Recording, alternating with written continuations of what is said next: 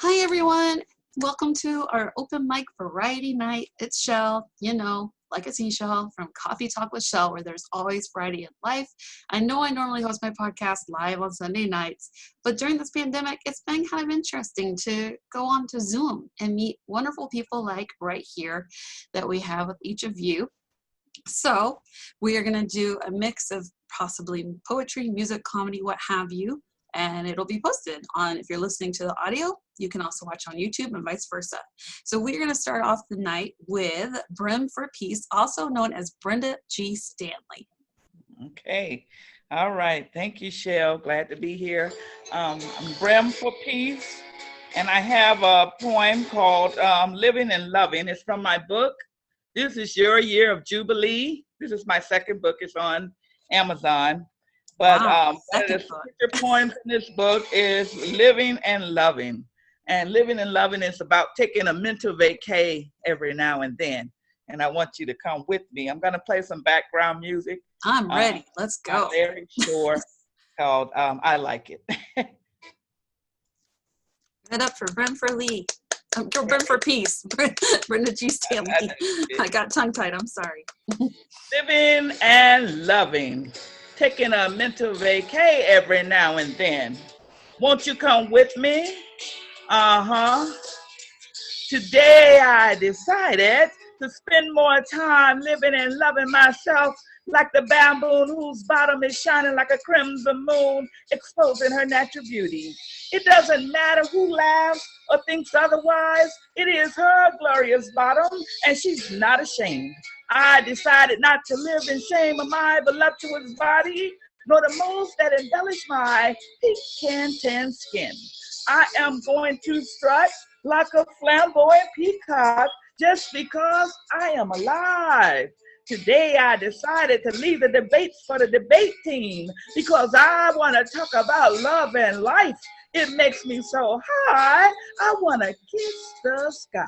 I want to talk about the galaxies and explore my history and roots that lead me back to Africa before slavery. I want no bashing, no boasting, just celebration and toasting, my dear family and friends, my lovable children, and the spectacular earth and sky. I want to learn the songs of the birds and sing a melody to God as they do. Hallelujah. I want to fly and soar. I want more out of life. There is no room in my grave matter for confusion and strife. For I want to sing and dance and prance all over the place. I want to rise and shine and be filled with grace. I want to be the honeybee that sucks the sweet nectar of life. Let me lie down in green pastures, not wallow in the mud of past failure or despair. Let the rains of heaven wash away my pains and restore my body and soul. Let me laugh like the hyena. Let my free spirit run with the wild horses that drink from the rivers of living water. Let me sit under the trees with the wise poets and chess masters unraveling the mystical game of life. And then let me sit down at the table of humanity, together with people of every age, race, gender, and nation, sharing the bread of peace, love, and harmony. Let me meditate on this. I want my mind to be uncluttered, unencumbered, unbound, unchained, free from the stresses and messes that create static, which interferes with the frequencies of my joy. Don't disturb me with foolishness, pettiness, negativity, or crass, meaningless words to interrupt my flow or waste my time. Because I only have time for living and loving. And if you got time for that, then I got time for you. Thank you. Living and loving. Now, for the poet. That was wonderful. Wow. I definitely think I need to play that over and over, right? Like when I'm doing yoga. Is the music, the background music also yours? No, it's I licensed it from Epidemic Sound, It's my Nice. lyric store. It's called I Like It. Very cool. Very cool. Thank you so much. That was Thank wonderful. you. No problem. I hope you'll stick around again. Oh, yeah, I'm here. Have more I'm here. time to do Yeah, second rounds here, possibly. yeah, I enjoy spoken word and open mic events. Wonderful. So I'm off tonight from work, so. oh, I'm so happy you decided to take a work break with us. Wow. So again, I appreciate you as a nurse. I can't even imagine. I had 2, cancer surgeries 2020, and I love nurses. I couldn't have done it without y'all. So thank you for being you. So Dee Allen, I'm going to share a little of my own comedy here real quick. So I'm going to spotlight me, and then we're going to go to you. All right, Dee Allen? Can you give me a thumbs up? Let's see. Yeah. Thank you, Dee Allen. All right, cool. All right, give me just a minute. And my apologies, Brenda. I meant to hit the spotlight video button a little sooner, so I'm so sorry. I was just so enthralled in your poem that I almost forgot. So it was about halfway or so I did hit the spotlight video. So my apologies. I try to remember. Okay. All right, so let's see if I can remember this a little bit. Okay. I'll just do one real quick. It's my favorite one, that kind of a fan favorite lately. All right. Oh, would you like to introduce me, Brenda? Oh, yeah. Can you help me out? Yes, definitely. Okay, I'll type it for you. Okay. All right. All right. Okay.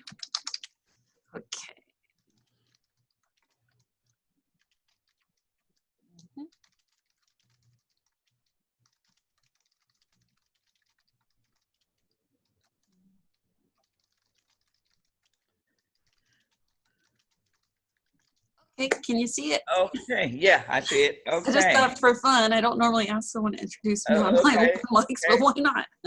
All right, we got Coffee Talk with Shell. She loves crochet, comedy. She loves helping market people, help people laugh. She'll have you in stitches, so be ready. Please welcome to the stage, Shell. Let's give it up. Thank you so much. That was such a nice introduction. So I've had a lot of jobs, and a couple of them really stand out to me. The first one is, I work sales and marketing, and I make a lot of calls, but the most memorable one was the receptionist that answered, "Hello, Director of First Impressions. How can I elevate your day?" You can do impressions? Can you do Miss Piggy and sing too? That would elevate my day. Sure, honey. Everything's fine. So fun. But my favorite memory of all, well, I don't know if it's my favorite, but it stands out the most to me, was when I was a camp counselor. Oh, we had this missing snake in the cabin, y'all. Oh, it was terrible. It was terrifying. And what got even worse is that one night I woke up like 4 a.m. and I heard zzz coming from my pillow. So I jumped up immediately and I stomped it to death.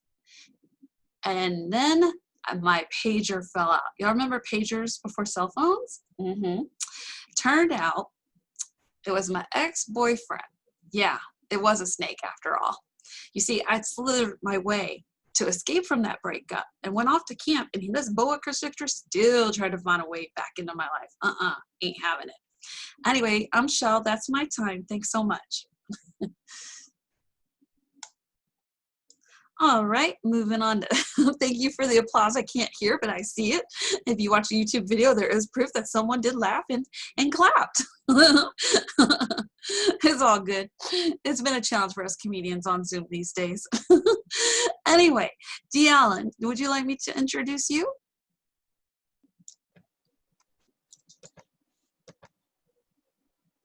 If you would, just type your intro in the chat and I'll read it aloud and introduce you. Thumbs up. Okay, cool.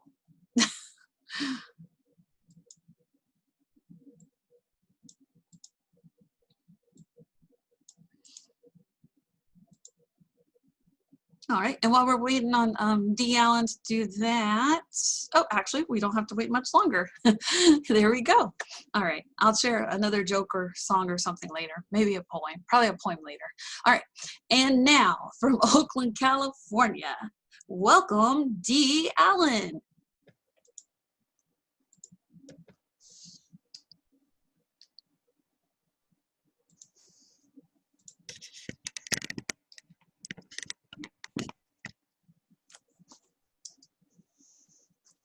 Okay, this is my first time here for Coffee Talk with Shell.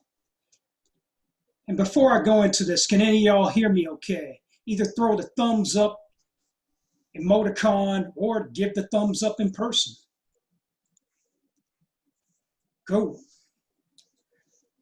Okay, allow me to introduce myself to y'all properly. I'm Dee Allen from Oakland, California, and I'm going to do 2 poems for y'all this evening. Before I go into that, a little Zoom etiquette.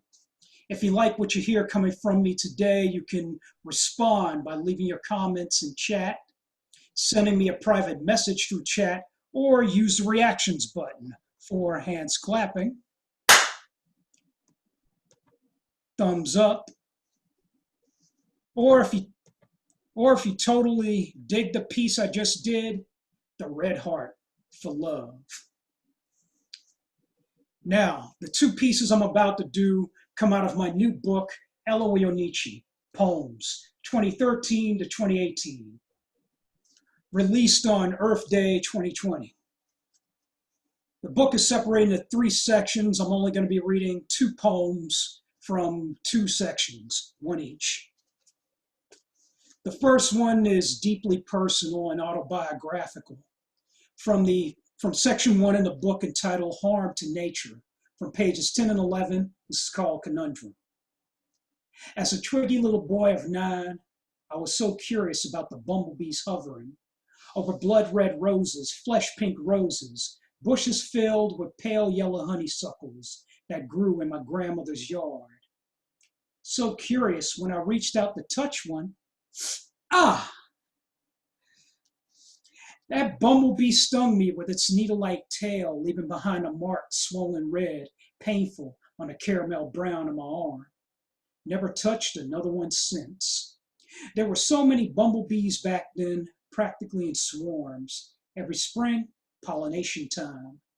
Now I'm older, a man of 52, taller, darker skinned, more closer to chocolate than caramel. Still twiggy though. Another spring has arrived and something's missing from the big ecological picture.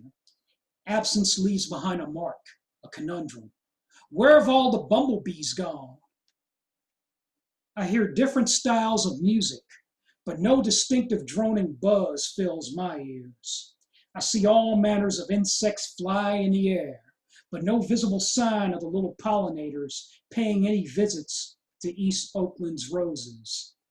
Extinction leaves behind a mark, a conundrum. Who will produce honey when the bumblebees are gone?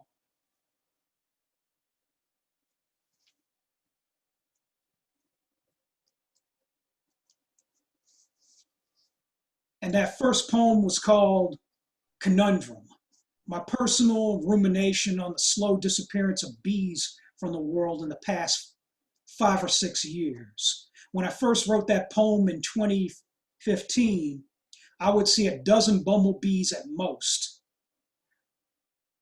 And now it's the year 2021. It's a new year. We're still in the middle of the coronavirus pandemic, and I would see 1 bee or none. Blame that on a funny little thing called global warming, or Roundup weed killer. And the last poem comes from section 3 in the book entitled Travels Through Nature.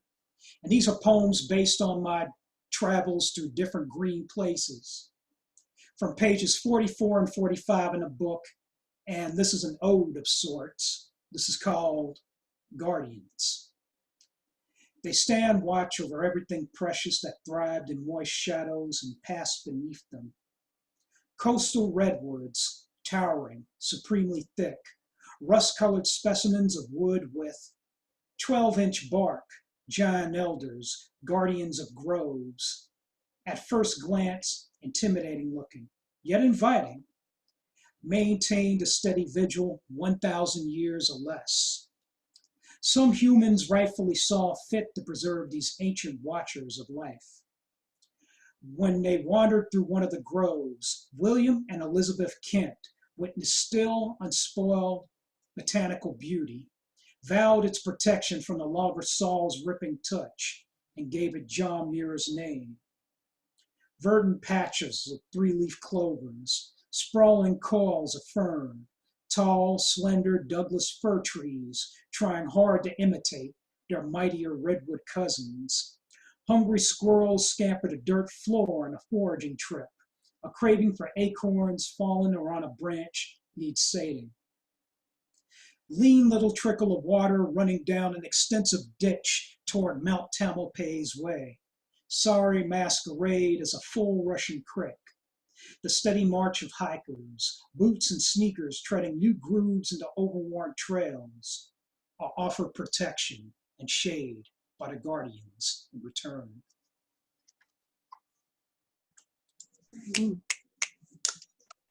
So good. I want to give you a heart. I just can't find the heart emoji. Okay. And the last poem was called Guardians, an ode to Muir Woods, one of Northern California's best green areas. It is also the home of California's tallest, thickest, biggest, most colossal trees I've ever seen in my home state. And the tree that happens to be on the front cover of this book happens to be one of those gigantic coastal redwoods, old growth that has stayed in the same grove for over 1,000 years and looking like that. Wow. If you've never been to Muir Woods and you got a vehicle that can pack in more than one person, like a SUV or station wagon, take your friend, take your lover, take that annoying ass neighbor next door to you, pack them all in a car, drive out to Mill Valley, California, and see Muir Woods and those gigantic coastal redwoods for yourself. I've been to the redwoods. Love it. Oh, I do too. And those two poems came out of my new book, Elohi Unitsi, now available from Conviction to Change Publishing. From this computer mic to your ears, I'm Dee Allen. Thanks for listening. Wonderful job, Dee Allen. Oh my goodness. Y'all are so talented. I love open mic night. I always get inspired by y'all. As a matter of fact, my friend Henry's here, and I don't even know if he knows I wrote a song. I haven't learned how to rap yet. I'm working on it. So I'll probably do just poetry, spoken word style, but I'm trying to learn how to rap it. And then my goal is to hopefully eventually get the guy that actually used to live in my house, plays guitar and sings. His name's Chris Acosta. Shout out to him. He said he would take a listen to it, and if it's all good, hopefully, he is open to doing a collab, which is my goal. It will be my first song ever, so I'm really excited. But I'm so inspired by y'all, I'm going to get on my computer right now and share it with y'all. But again, I'll just read it like a poem probably, and if I start to sound like a little rap, that's why, because that's the goal, is to make it into a rap. I love rap. I love poetry, rap, music. Actually, I love all genre of music, but rap is just kind of the one thing I always find myself going back to, and I think it's because of poetry. So let me find it here. So surprise, Henry, you're gonna hear my new song lyrics he hasn't heard before, and it's about my 2020. Everybody has a story for 2020, and this is mine. So all right, give me just a moment here. How do I find it? Okay, minimize, there we go. All right, I was having trouble figuring out how to change my screen for a sec, but I figured it out. But yeah, so mine, as I mentioned earlier about the 2 cancer surgeries, it's mostly about the first one where I had a tumor removed from my breast and the experience of some complications, let's just say. But it's okay. So I'm gonna share that one with y'all. And it's called Rites of Passages. Well, I can't decide if it's going to be rite of passages or rites of passages. Maybe y'all can help me decide if it should be singular or plural on the right word. I can't decide. So I'll share it and then I'll give you the message after. Okay. Give me just a second here as it comes up. Sorry for that noise. I wasn't going to do it, but y'all are just so talented. I feel inspired. Okay. Okay, go. Okay. Oh, it may be in my email. Well, hold on. Okay, no problem.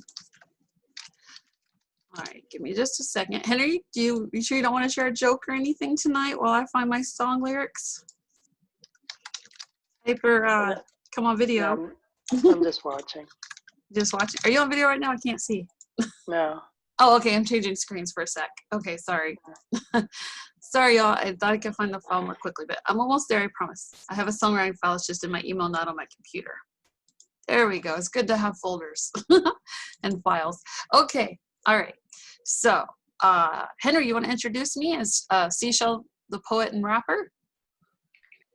Welcome to the stage, the poet and rapper, Seashell. Thank you so much. Rites of passages. Rites of passages.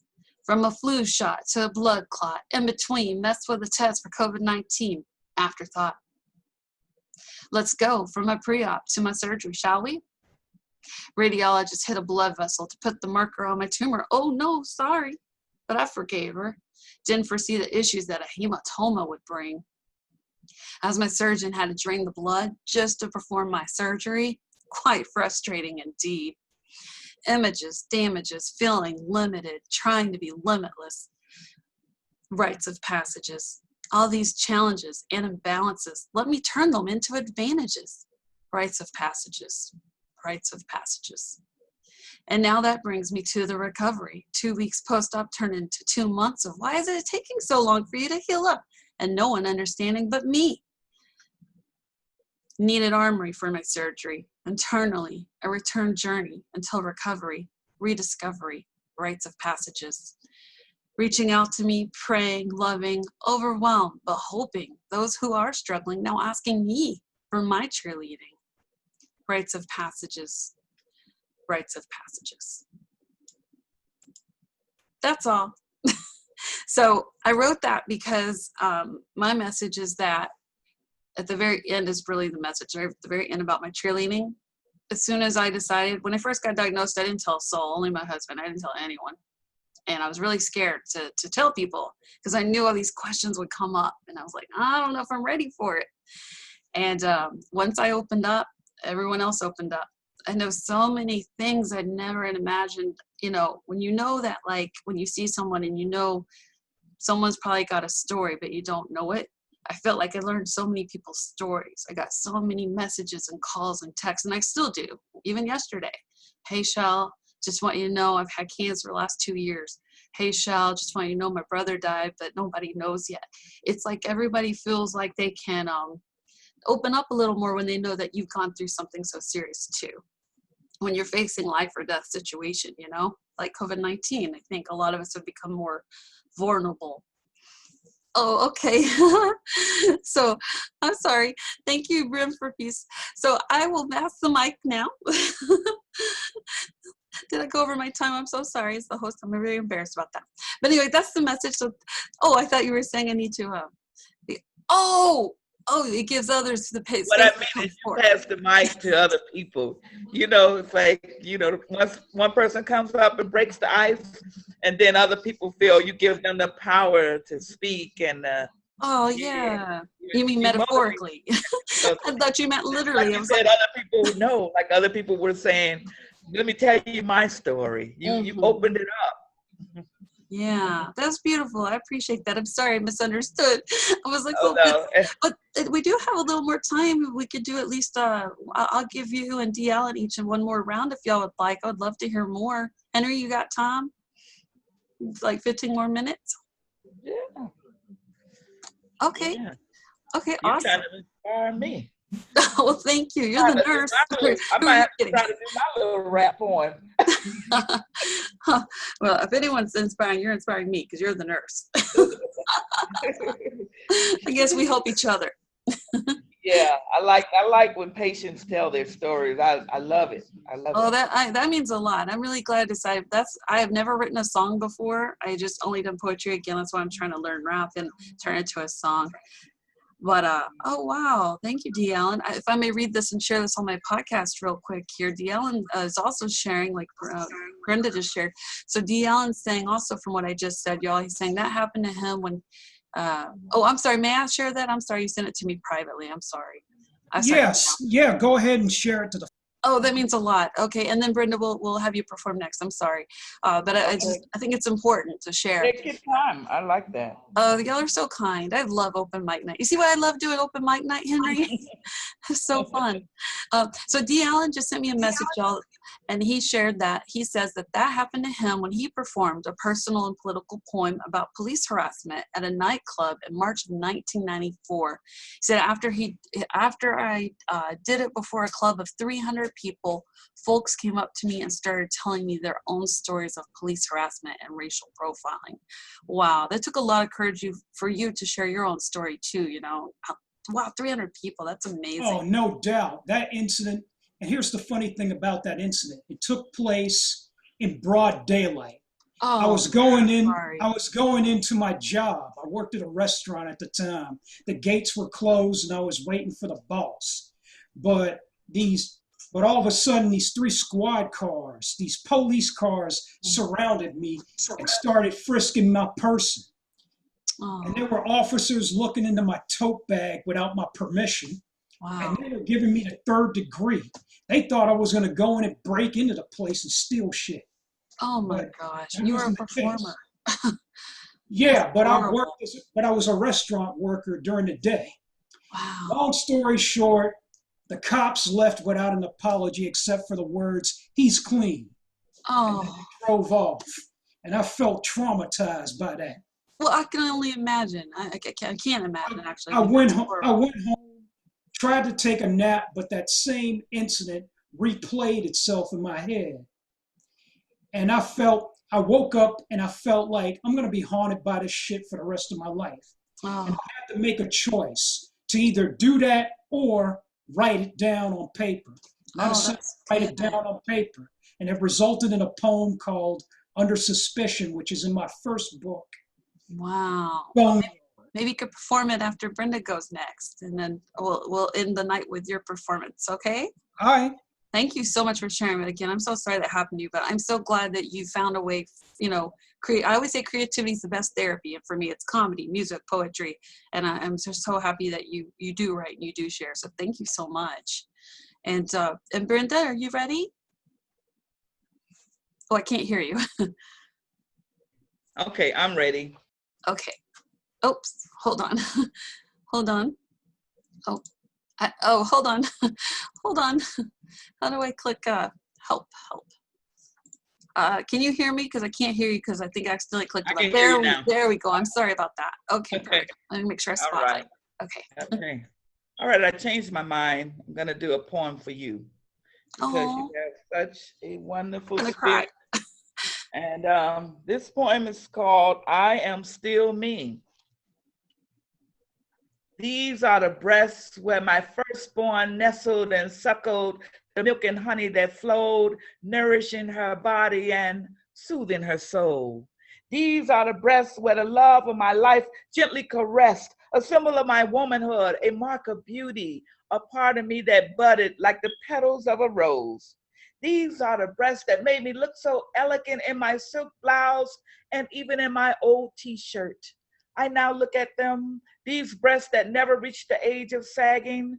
I look at my chest where they once were, now gone, removed by the surgeon's knife because of the invasive carcinoma that hardened the softness where my baby used to lay her tender head.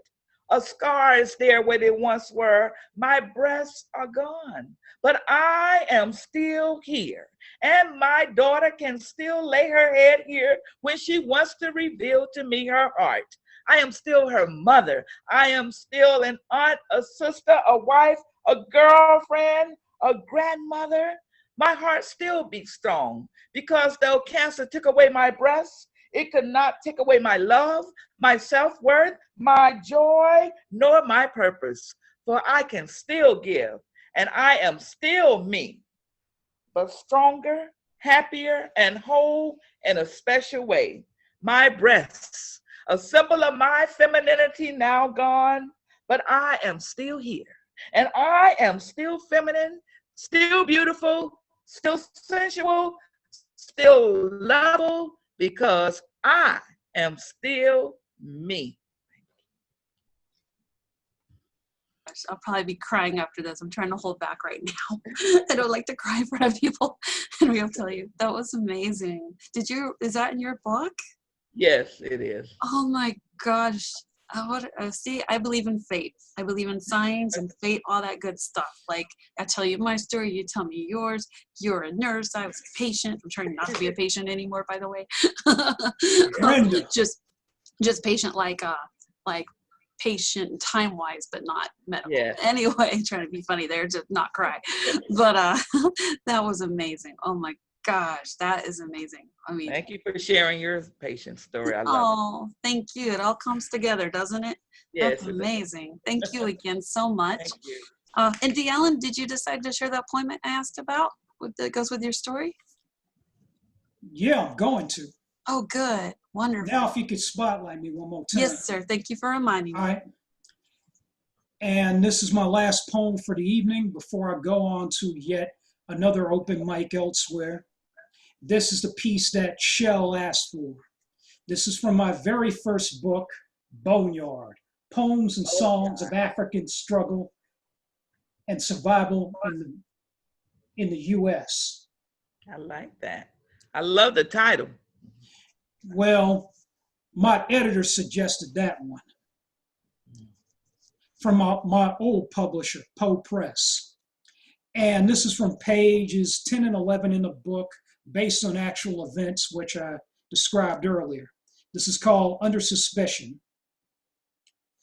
Protectors of these fascist streets chose me as their scapegoat, callous judgment out of panic. 3 squad cars circled around me. Predators closing in on prey, frisking out my trench, frisking on person, prying in my tote bag, and found no weapons, no drugs, no crowbar, no club, and gave me an unwanted ID check, a consciousness shakedowns, and no apologies whatsoever. Faith in the law obliterated instantly, at least since they fucking arrived. Standing at the front gates of Sorry Sarah's past 10 a.m., I may have been guilty, all right. Guilty of being an innocent piece of dark meat looking forward to an honest day's toil.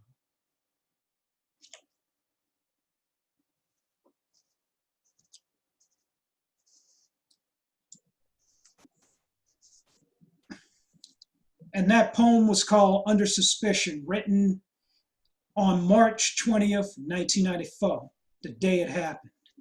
Wow. So And that was from pages 10 and 11 of Boneyard from Poe Press.